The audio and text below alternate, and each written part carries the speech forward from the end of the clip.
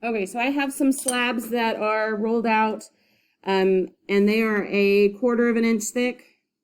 Okay, so you could check that if you needed to see that with the ruler.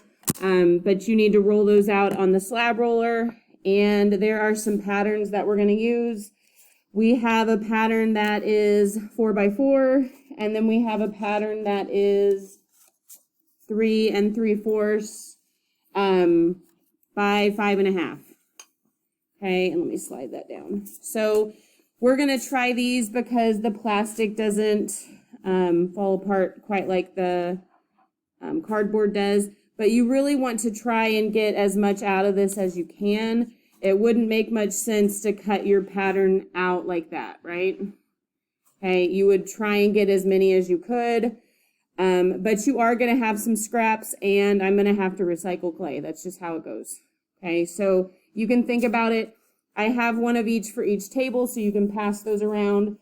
But we have to make sure we cut these out in a certain way if we want them to go together and have a nice, like, crisp edge to it, and have them all line up. And if you look at this, this is no longer, okay, you can see how this is not the same shape. The clay is going to shrink. And so this is going to end up, being smaller than it's going to start as. Okay, so let me go ahead and cut these out.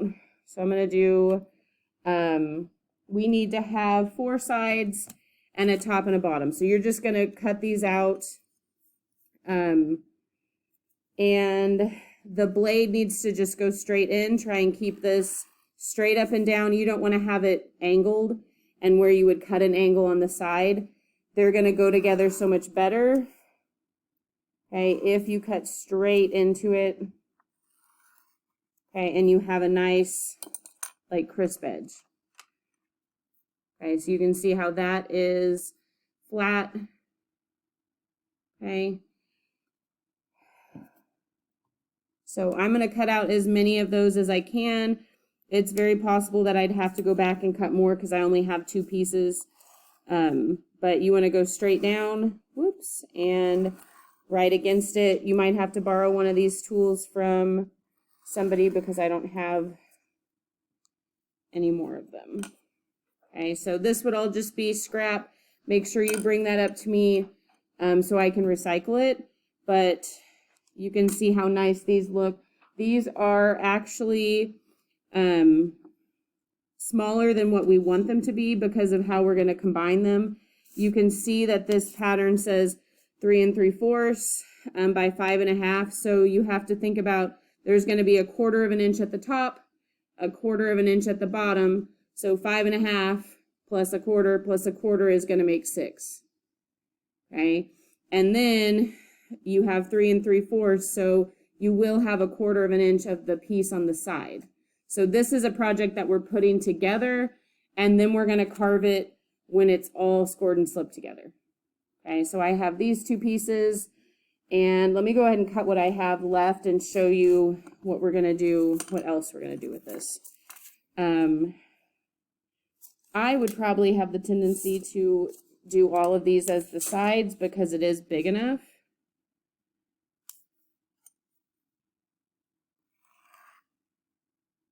And if you need to recut, you can. But I think these will at least give you a nice shape. And I'm just not going to have enough room for any more.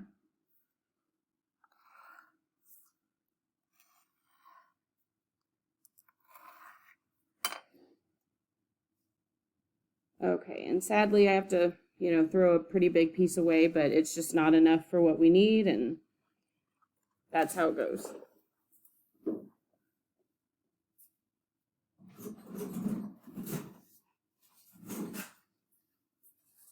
Okay, so right now we're going to go ahead and take a paper towel and wrap these in it. This is going to help take out some of the moisture. That's a little extra piece. Okay, and I know that we're I mean, what was nice with ours is we could let these sit for a day and kind of get more leather hard. We're just going to have to wrap these up in some paper towels and hope that they dry out fast enough. Okay, so this is what I would do as you're getting those cut out, is just put them in some paper towels. We are going to rotate through and glaze, so then these can just kind of sit. This will help take some of that moisture out, and then as we use them, you'll be able to take one at a time out of this. Okay, so this is where we are headed. You need 2 of these, okay, which I didn't get cut out of mine, and 4 of these. So we'll see. We'll probably end up putting these, or starting to put these together today, and glaze all in the same time.